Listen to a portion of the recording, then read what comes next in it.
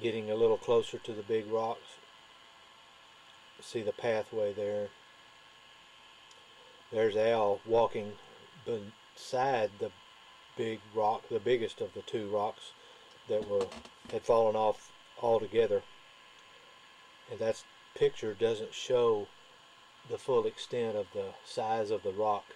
It's probably 50 feet to his left or so up towards the mountainside.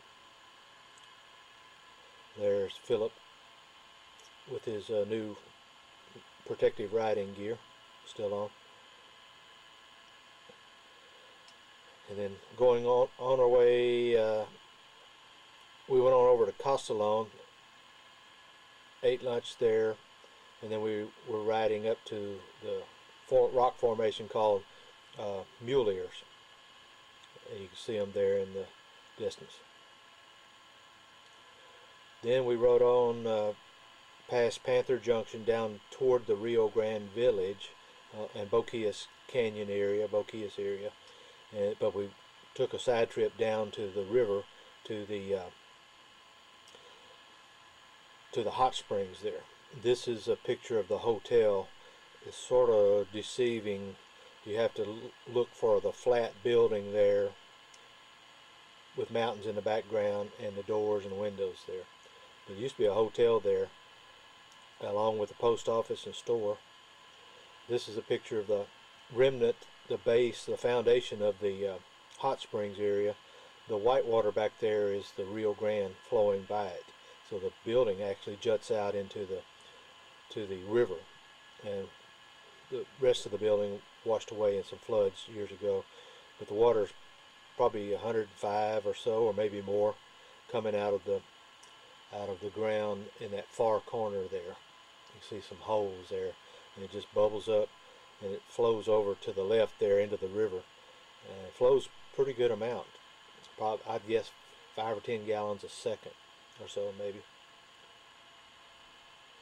Another picture of it, trying to see how much the wall drops off to the river there. It's probably 4 or 5 feet drop down to the surface of the water, and the water is probably another 4 or 5 feet deep right there.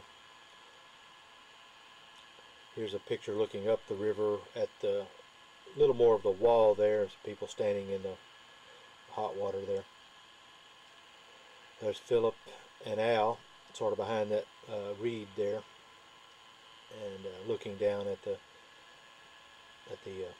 hot springs pool there. Pretty.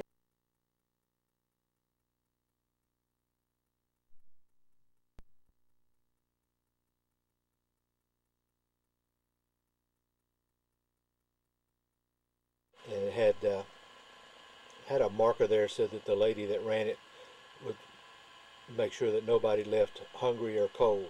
They had a stove in there and stuff like that. Palm trees all around. There was another group of palm trees, probably half a dozen huge palm trees, all coming out of the same base.